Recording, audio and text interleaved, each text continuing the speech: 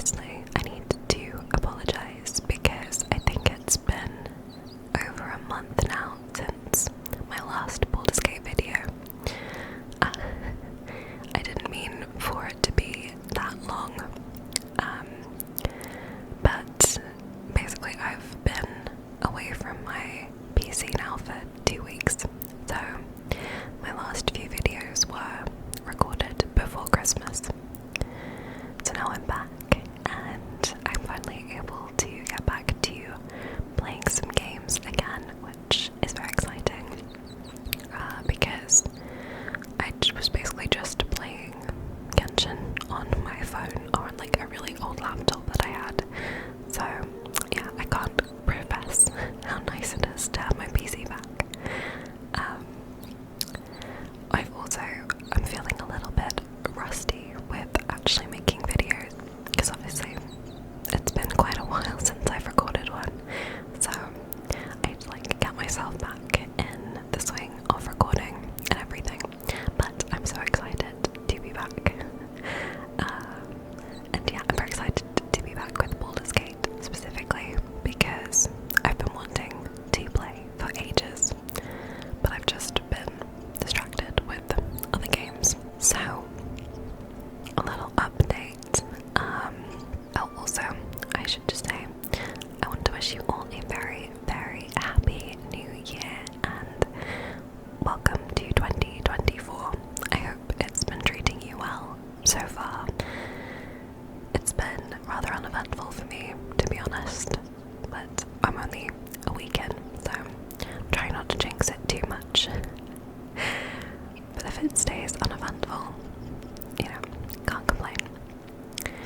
So, a little update.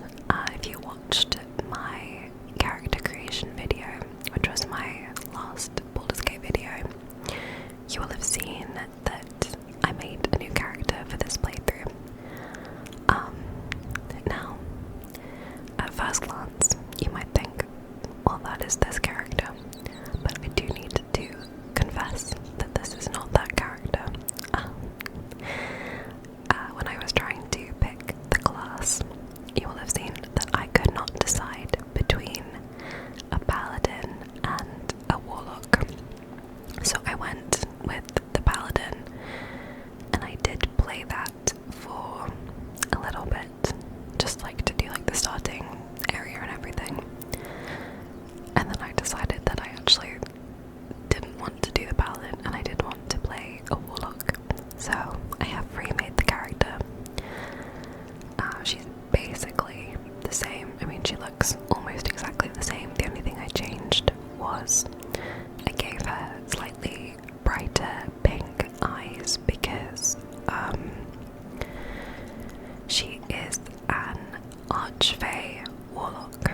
So obviously the fey colouring is kind of pinkish, like you get this fey presence spell and fairy fire, which are all kind of pink themed, so I thought it was a fun little touch to give her like very bright pink eyes. So yes, the Archfey, graced by a lady or lord of the Fey, you are imbued with all the sumptuous and scary qualities of your patron's extraordinary realm.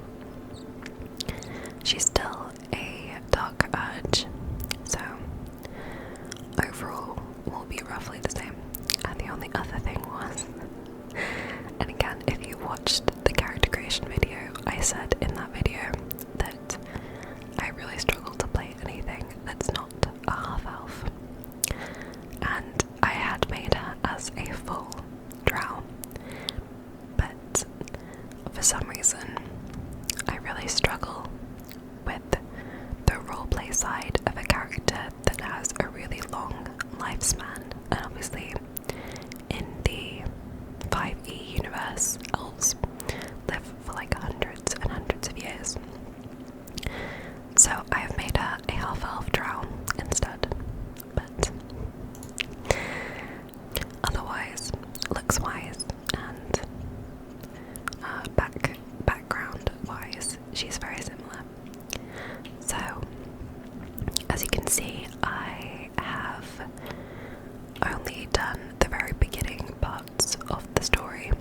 so I've escaped from the Nautiloid. I did think about making that a video, but I don't think it's very relaxing. And I don't think there's a way to make it relaxing, so I thought I'd wait until we got to the wilderness. And I wanted to make a video of us exploring the ancient ruins, I believe they're called, which is over here in front of us. So I've not raided to that area yet, so let's head off.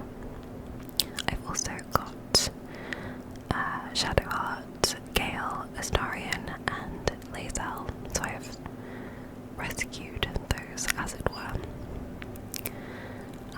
I do have a couple of mods that I'm playing with, because obviously in the vanilla game you can only have 3 companions in your party, and I obviously have 4. So I will leave a list in the description. I won't include the character creation ones. I won't include those because they're all on the last video. So if you want to check that out, I will leave a link to that video as well. But yeah, anything like gameplay wise, I will include. So there's one mod for an unlimited party limit, unrestricted party limit. And then the other main gameplay feature is I have one which lets you move with WSAD on the keyboard rather than like clicking. So I don't mind the clicking, but as someone who has traditionally only played WSAD type games, I don't really enjoy point and click movement.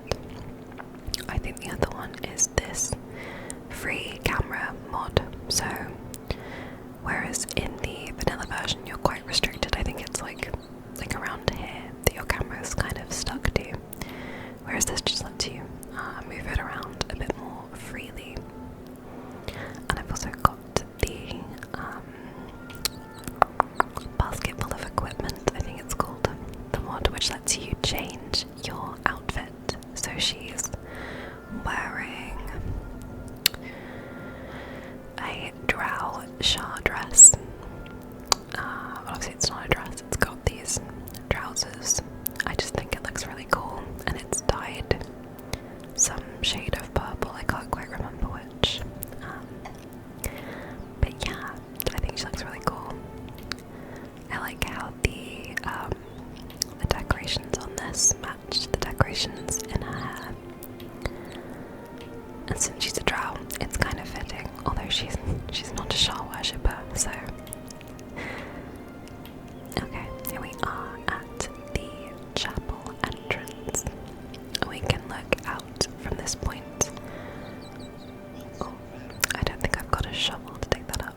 So from here we can see the enormous crash site of the Nautiloid, where we landed on the ravaged beach. And you can actually enter the ruins from down below, where there's a door that you can lockpick. But I'm going to enter from the top. Do I have anything? Okay, no, I do not have a shovel on me. So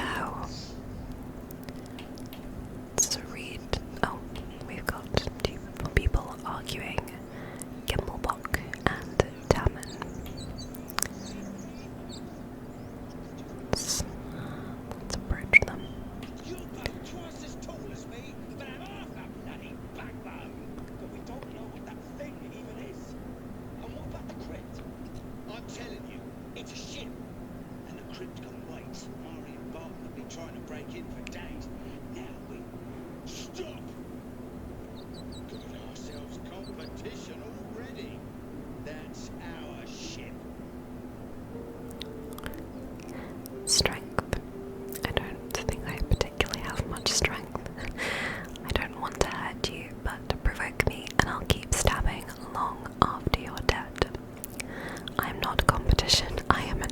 Persuasion.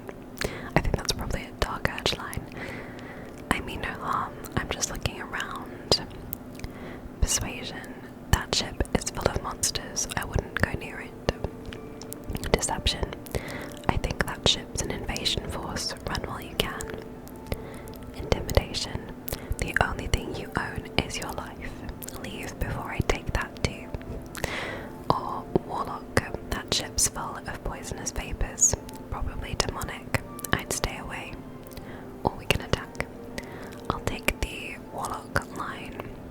I've quite enjoyed the unique Warlock dialogue so far. It's been quite fun. Poisonous? What? See? That thing could be carrying a plague for all we know. We're leaving. Come on, move it! Okay, I got Gale and Shadow Art approved. Let's read this black. Time and the elements have left the black unreadable. Okay.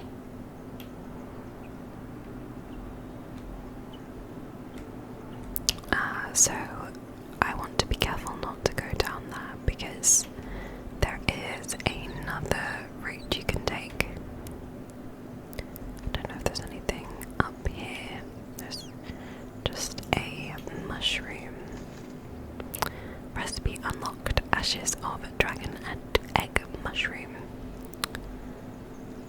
Oh. Okay, so these vines will entangle us if we get too close. Let's go this way. I think this is just another way you can come in, and then you get a slightly different dialogue. Got a wooden crate with a fish and a Durenbold cheese wedge. Doused in honey and wrapped in chestnut leaves, this creamy sheep milk cheese is known for its distinct nutty taste. Let's take those. I'm proper Baldur's Gate hoarder. Like, I will loot absolutely everything that I can. Nope. Now, the reason I wanted to do this video in the ruins is because I think this area is so interesting, and there's a few really interesting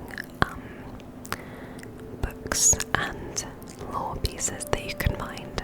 So yeah, I thought it would be fun. Nothing in this crate. Got a backpack over here with some rope. Thieves' tools, take those. Trap disarm toolkit. Chelton fire swell. Let's take those, and a burlap sack with a carrot and a potato. Don't mind if I do. So, yeah, there's a couple of ways into the ruins. You can either take the locked door below, or you can go through the cracked piece of floor, or you can go through this door.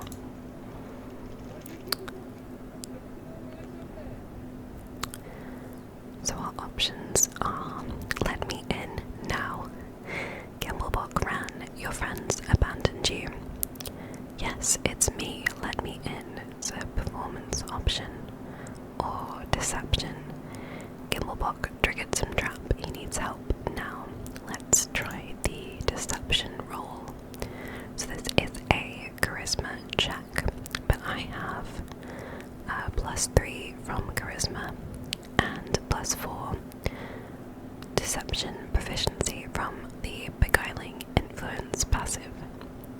You invoke your patron's bewitching charm. You gain proficiency in deception and persuasion. So let's roll. Success. I've also got a dice skin mod, which changes the color of the dice.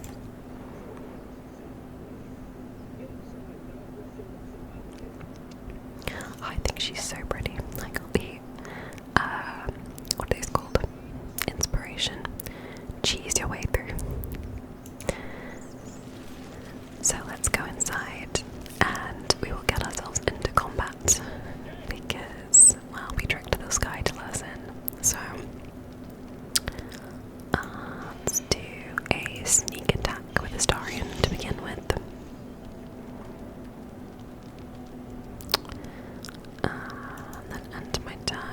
because he's surprised, so he can't actually take an action.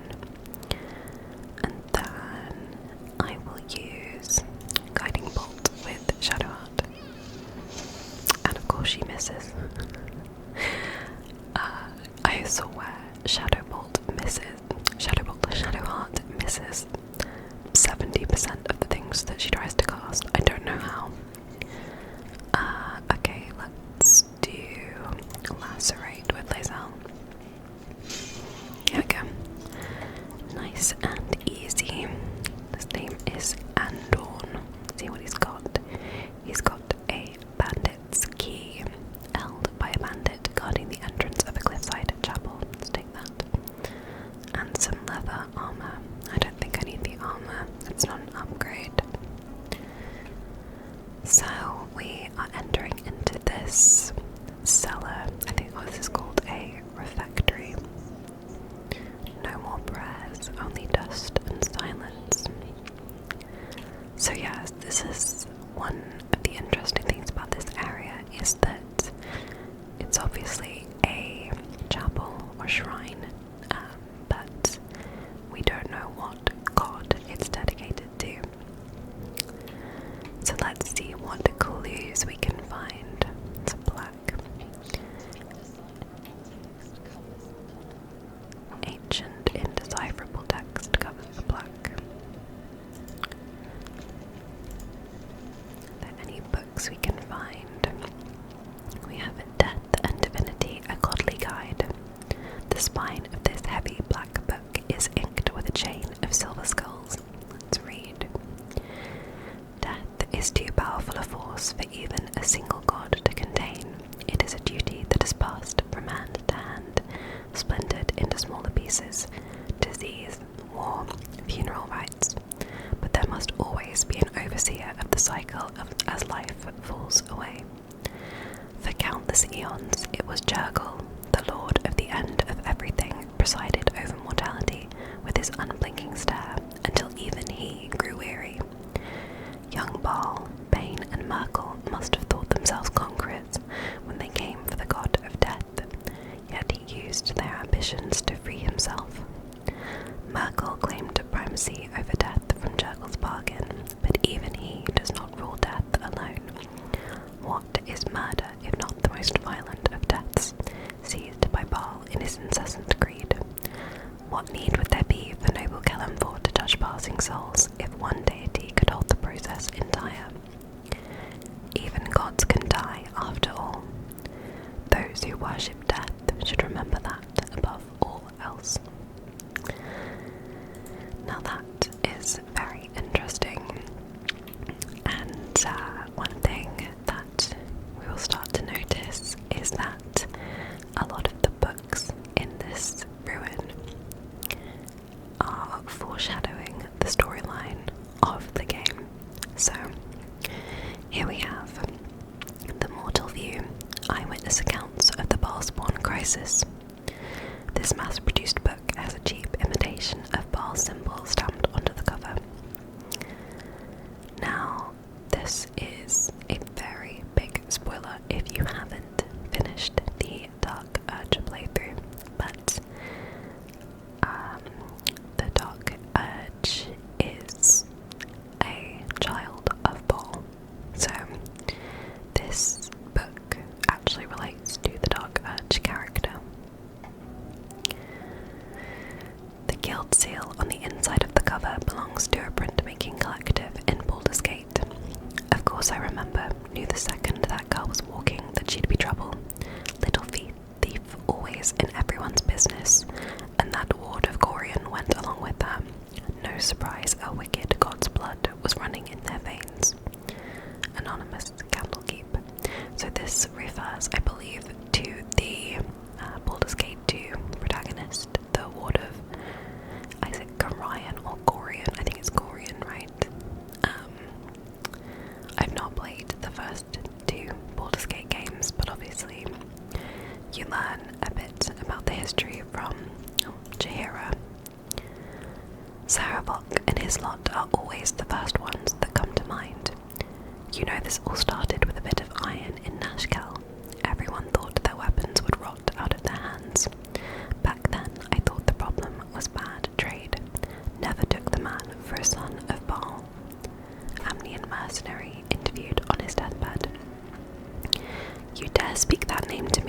My mistress was turned to ash fighting those forsaken wretches. I curse Baal, I curse Arenicus, and I curse you. Hostile vampire, Athkatla slums. The 5 tore Tethir to pieces. I don't think anyone expected more Ballspawn showing up would fix the war that a pack of them started. Then again, they were all inclined to killing each other. Good riddance. Here's hoping every last one of them has been wiped off the face of Faerun. Saradash merchant retired. I'm not authorized to be talking about any murder with someone like you. Take it up at the Sea Tower if you want to argue. But honestly, who cares if a Ballspawn got it stuck to them? Their father's the killing type, after all. Flaming Fist Gauntlet, Baldur's Gate. Several hundred more interviews follow, most of them terse. So yes, as you can see in that story, it alludes to the possibility that not all of the Ballspawn were killed at the end of Baldur's Gate 2, which we will learn is indeed the case. So we have another 2 Death and Divinity books. And here we have The Curse of the Vampire, an ancient text written on dry, cracking paper. Its cover is inscribed with every holy symbol you've ever seen, and some you haven't. Hearken close and beware the vampire. Beware its cold beauty. Beware its charm.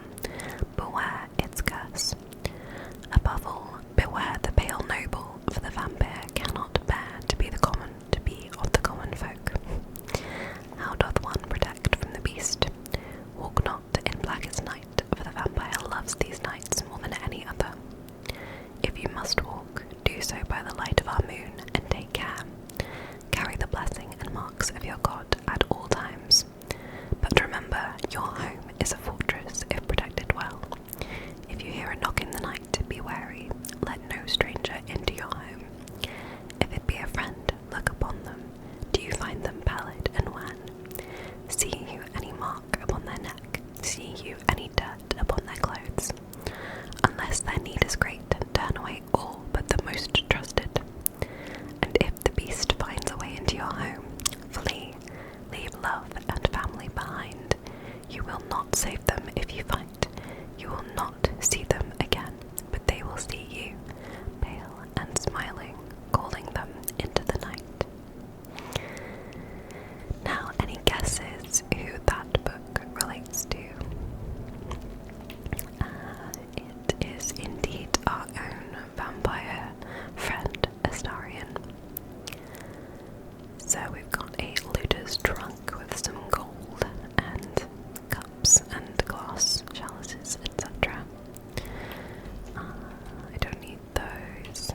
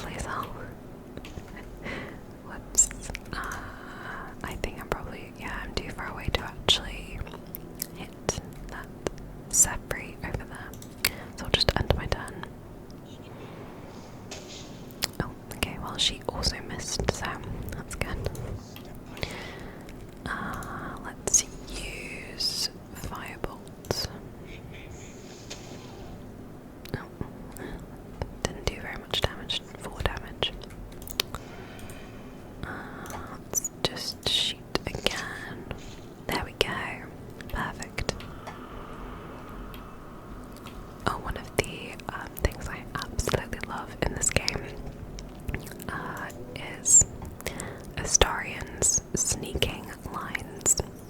I don't know if it's just me, but like Neil Newborn, is that his last name? Newborn.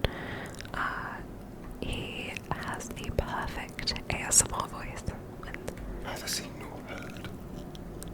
I sometimes just like, I just sneak with them just to hear it.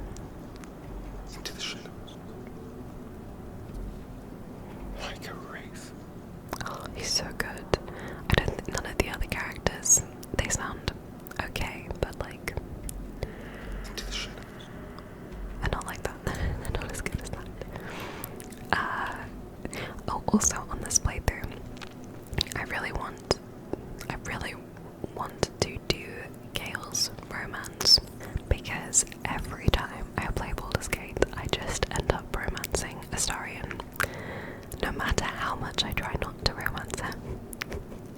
So I'm going to try and force myself to romance Gale, because his romance seems really sweet, but chances are I'm probably still gonna end up romancing Astarion.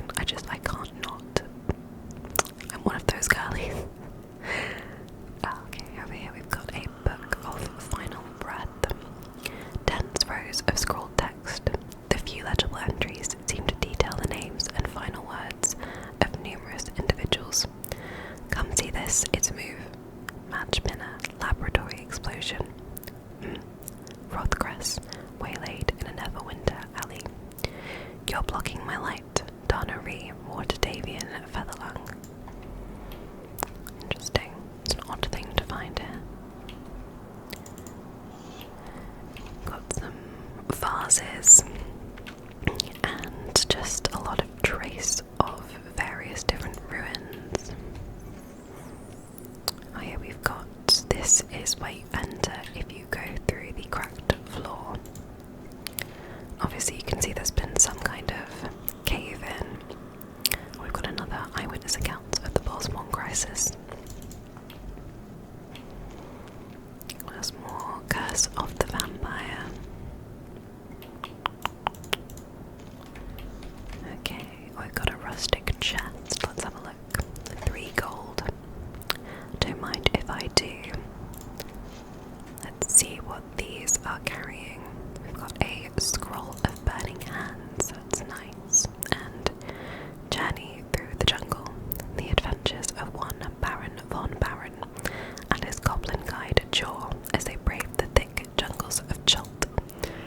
Let's read. The sun had just fallen below the horizon when I first heard its call. 1,000 reed pipes at once, whistling a single, beautiful, terrible song. Ulu Thalong, said Jaw. It's coming. Jaw dropped her pack and scurried up the nearest bitter. With a bit more effort, I climbed a tree of my own, and the two of us surveyed the grassy ground beneath. Awoo!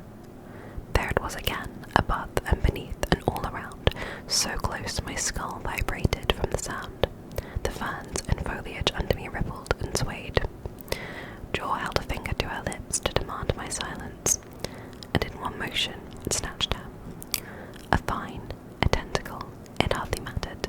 The hunter had found its prey. Jaw's screams swelled, then faded as Ulu Thalong dragged her away.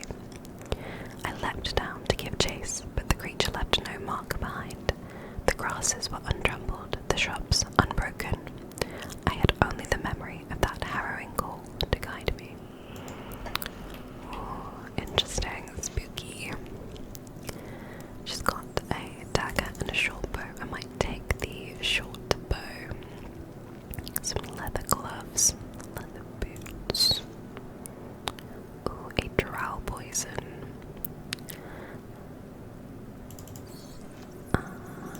More short bows. Oh, she's got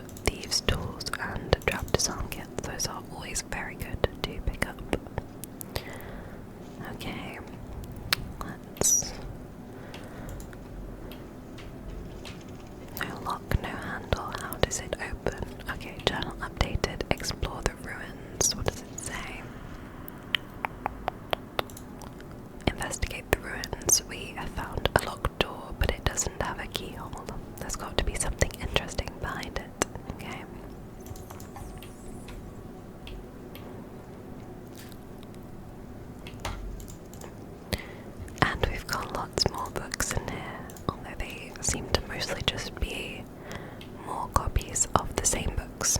Someone was certainly very interested in those particular stories. And we have The Unclaimed, the sturdily bound story of a cleric of Shah whose soul was never claimed from the City of Judgment. Let's read. In life, her service had been impeccable. Daily did she devote herself to the Lady of Loss. Daily did she free herself from the tyranny of memory. All in time was lost to her, her relations, her preferences, even her own name. Upon the altar of her devotion placed she the ultimate offering, her emptied mind. And when she died, when she awoke in death and found herself standing in the pale and faded City of Judgment, she waited for the Lady of Loss to retrieve her. 1,000,000 souls and more passed her in colourless gusts, but no hand materialised in her hand, no voice whispered instruction in her ear, no guidance proffered itself from the bleached and barren sky. Time, immaterial time, passed around her like air, coming and going, and still the goddess did not come for her devotee. Calamvor pitied her as much as the Lord of the Dead is able, but could not intervene. This cleric of the Lady of Loss, unclaimed despite her worthiness, might yet have one more lesson to learn, that not of forgetting, but being forgotten. And we do have a Shah worshipper in our little group who that sounds eerily familiar to, which is Shadowheart. Got any other interesting books? Did I already look at these ones? I think. Got another of The Unclaimed. Okay. Oh, we've got it over here on a stand. Clearly someone had actually taken it out to read. More of the same kind of books. Very interesting. Oh, here we have another plaque with a spider's web growing over it. You do not recognize the language on the plaque. And chapel records. Fine dust coats the pages of this weathered book. Beneath the bone-white powder, hundreds of short obituaries are recorded in tiny script. Grobian Tipple, Elmater, drowning. Yvain Arkinson, Ogma, internal rot. Devrin Stout, Salune, fever. Interesting. We've got an empty chest here. And another looter's trunk. Shadowheart has spotted a lever on the wall. And this is a very creepy looking lever. It's a skull with a scroll in its mouth. Let's see what happens if we use it. It seems to have opened something. Let's go and see. It's opened this door over here.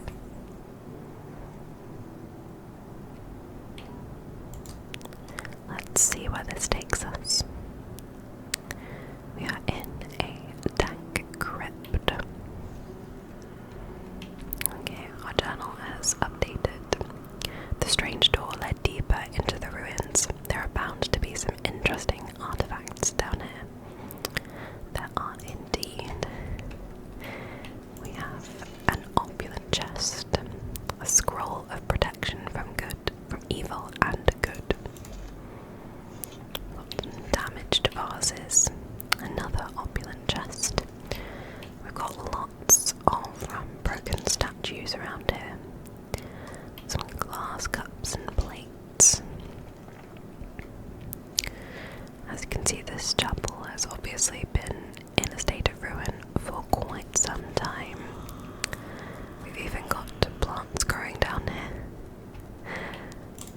A gilded chest, but all it has is some bowls and chalices.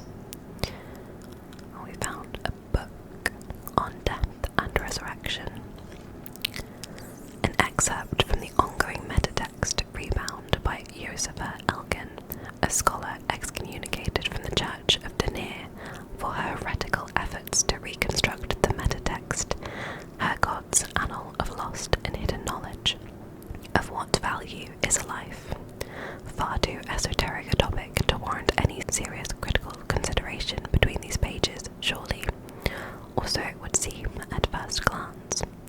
But once we push aside the mysticism and dewy-eyed sentiment so often clouding our assessment, it is clear that across all the spinning planes, each and every life does indeed have a quantifiable value. It is simply that not all are equally valuable. Consider, we already know that the destruction of our material form is not the end. If anything, our souls are more free after death, transcending planar barriers in search of a resting place that best befits our deeds, beliefs, and station in life. But even this assessment is subject to market forces, Lord Kellamvor weighing our souls against how thoroughly we have given them over to other gods, empowering them in turn. There is, of course, an alternate route, not the end of the path, but the chance to retread it. Clerics across the realms wield the power to return life to any soul deemed worthy or willing enough. It is strange, then, that these so frequently intersect with those deemed wealthy enough, for the components for such a spell are beyond the means of most mortals. I have interviewed those who have made such a return, and in truth have found them to be of the most dull and unimaginative sort that I cannot possibly imagine what it is they were so eager to return to. If a true assessment of the journey is to be made, then there is simply no replacement for embarking upon it oneself. Perhaps one day this great volume of learning will make me worthy enough to walk that path, and wealthy enough to return. Interesting. So I think we're seeing a recurring theme in these texts about death and, well, what someone has done in their life.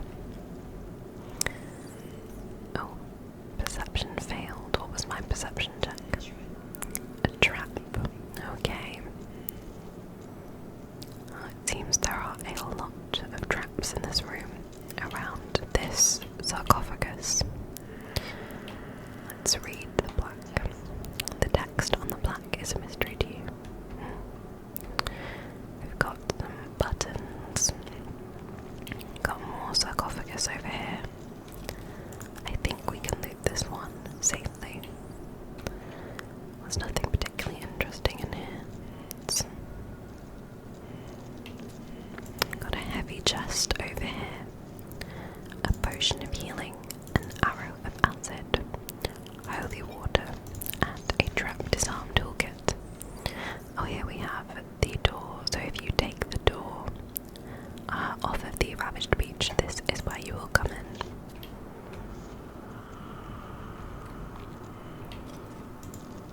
Got a sarcophagus with a silver necklace. Let's take that.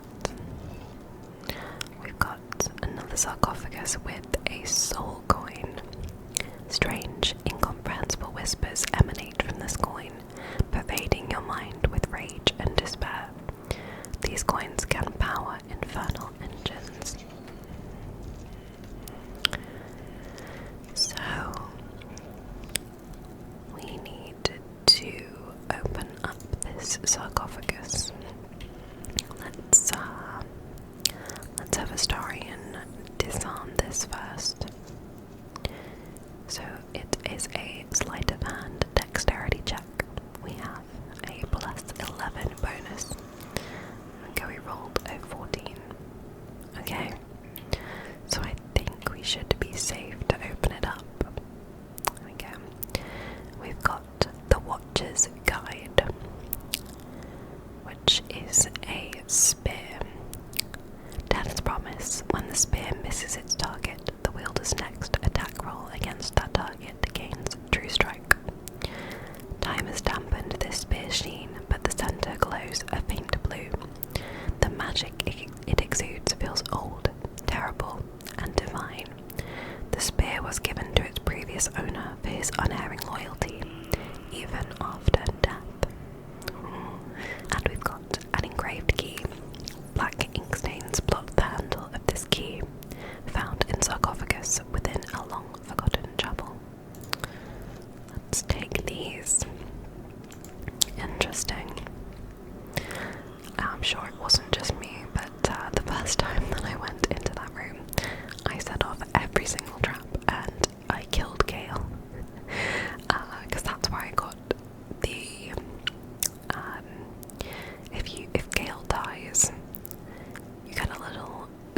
sequence with them. So if you've never had Gale die, as in like actually die, so I think if he just becomes downed and then gets back up after combat, it doesn't happen.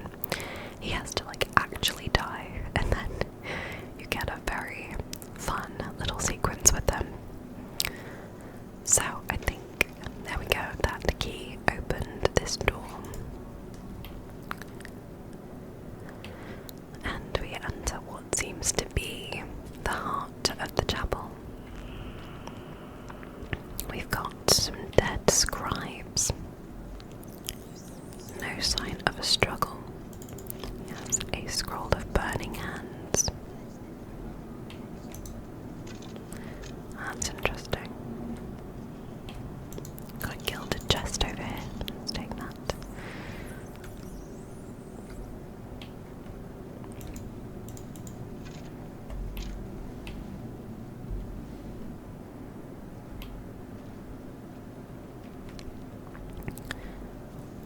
And we've got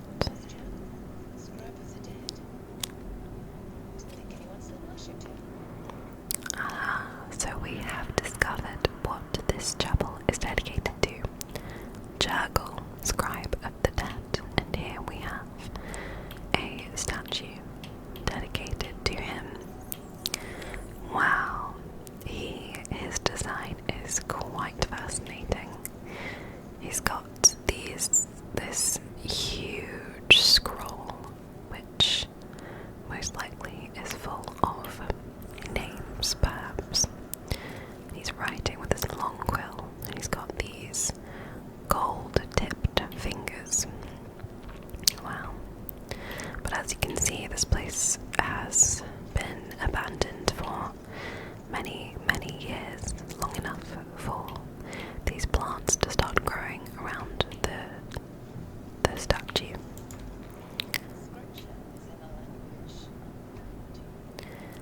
It's so old even that the language written on the plaques is unknown to anyone currently still living. Interesting.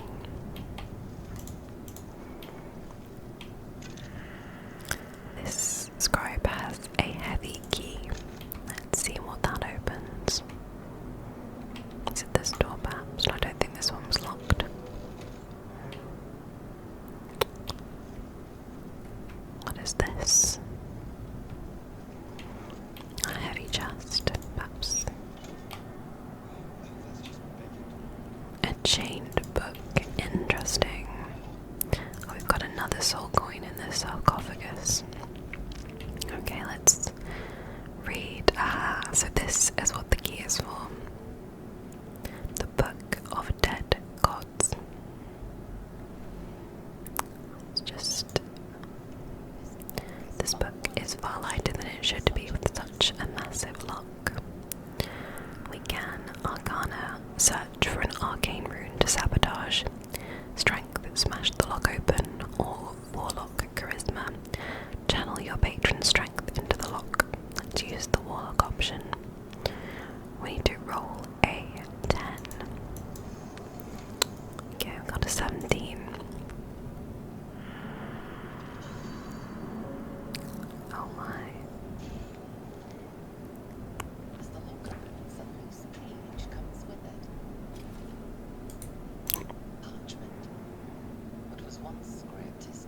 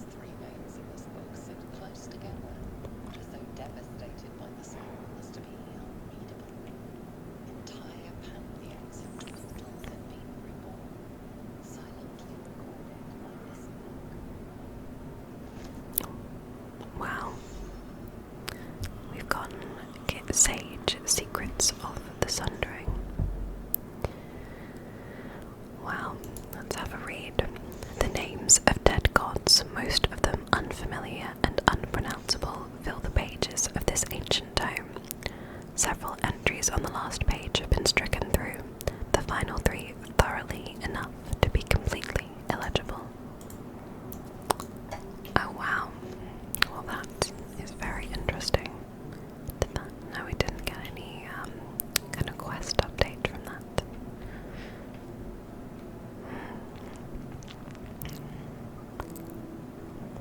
So, where else can we go? Let's have a look. There's a button we can press up here. We failed a perception check. What is it? Oh, okay, it's just to highlight this button. Oh, we've opened some kind of hidden chamber, but we have awoken the guardians of the tomb. Okay. Wow. The darkness can be to our advantage. Interesting. Can we reach anyone from here? No. Okay, let's just try. I can shoot. Okay, a star and mist. Let's use hide, so his next one will have advantage. Okay, let's hope the Shadow Heart can hit. Oh, we're out of spell slots. Okay, let's try Sacred Flame. 2 damage. Okay. Right. Okay, let's use Firebolt. Okay, that was not too bad.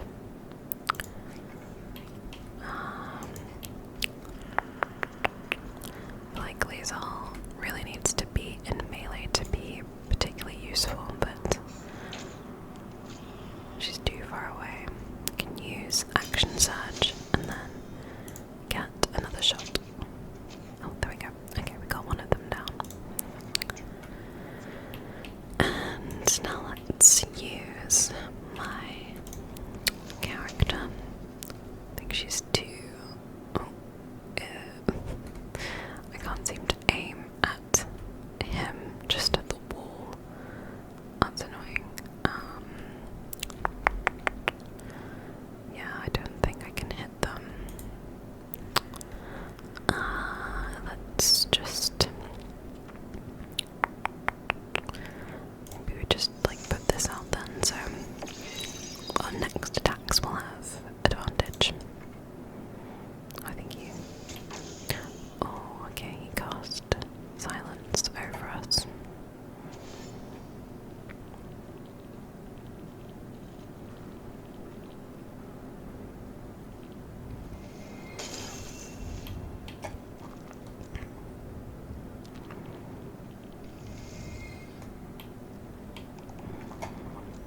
Okay, we can't cast spells from here, but that should be fine. We can now use the assassinate option. There we go, it's one down. Hide again. Let's see if Lae'zel can use Firebolt. Let's try that. Okay, not bad. And let's Firebolt this one. Okay, we're tipping them down. That's all you can ask for. Oh no! Don't walk that way. Oh no! Oh, I think I just. Okay, let's try and shoot him. Okay,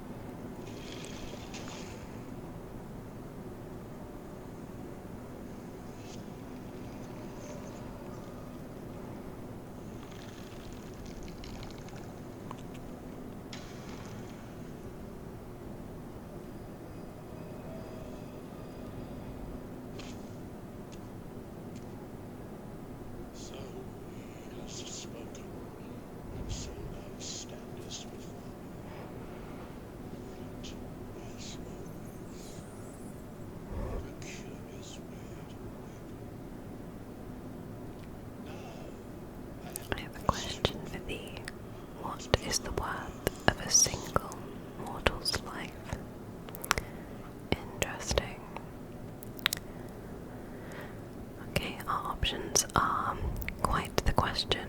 What's the reason for it? So he has spoken. What are you talking about? Little spooked by the crawling out of the tomb bit. What are you? A peaceful undead. Interesting. Why aren't you attacking me? Or attack. Let's go with what are you talking about?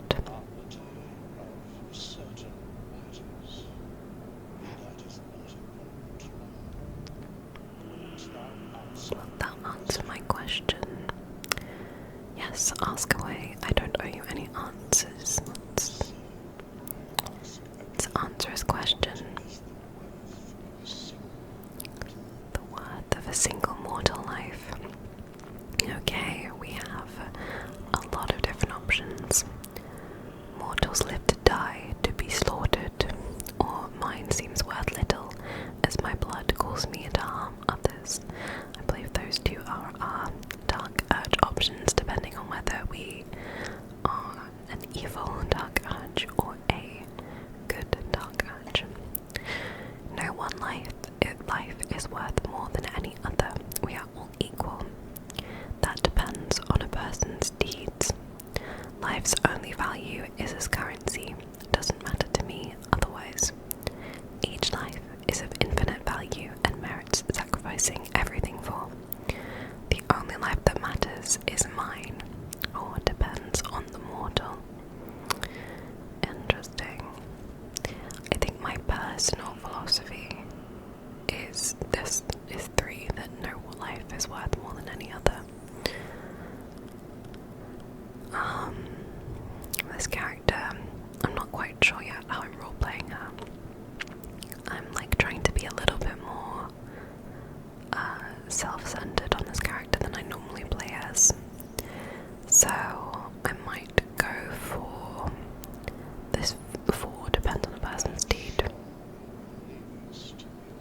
I'm sure that believes to such.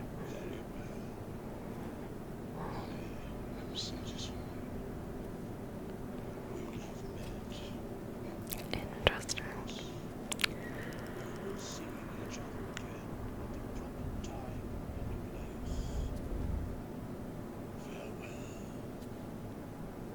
Okay, haunted one.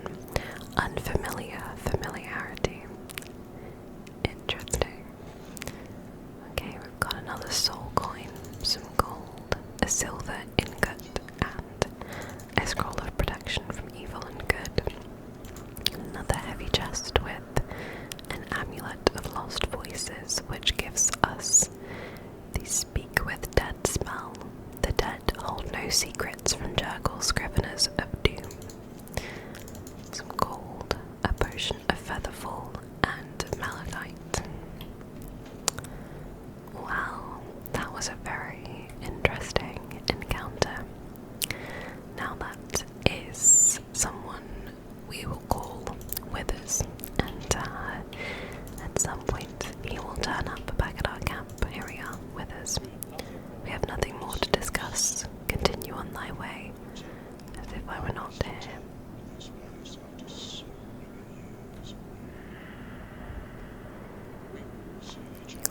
Soon is rather vague. When exactly? You better not follow me. There would be consequences. You seem very certain of that. How? Let's do that one.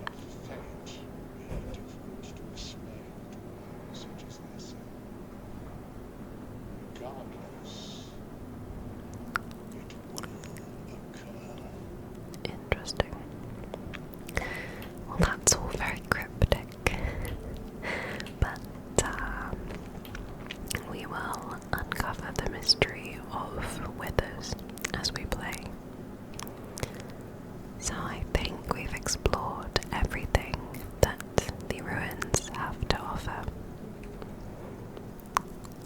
We've got some kind of cave down here. Okay, we can pull this lever and take this ladder. Let's see where we end up. Okay, we are back outside. And I think we're just to the side of the chapel.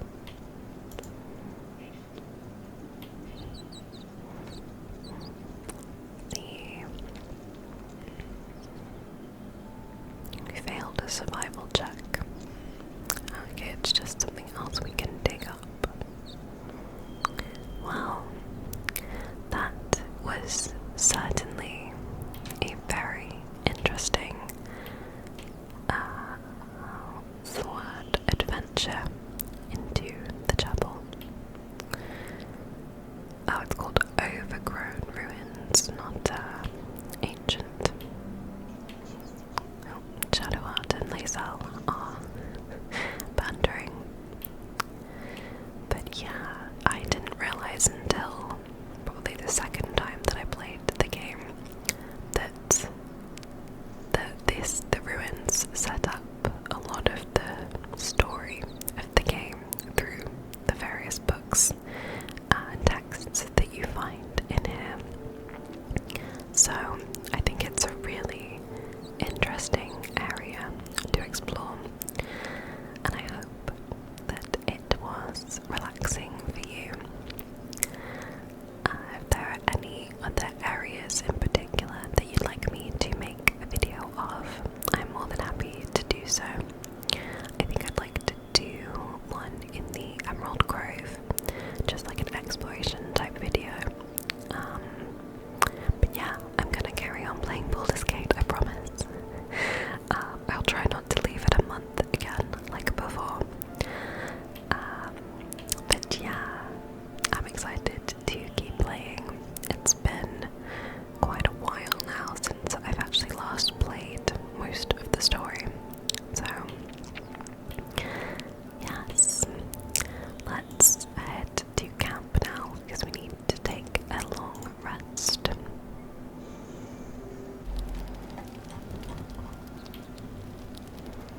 Okay, and here we are at the camp.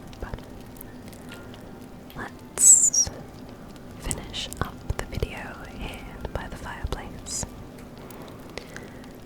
Thank you for joining me today for some relaxing Baldur's Gate 3 exploration.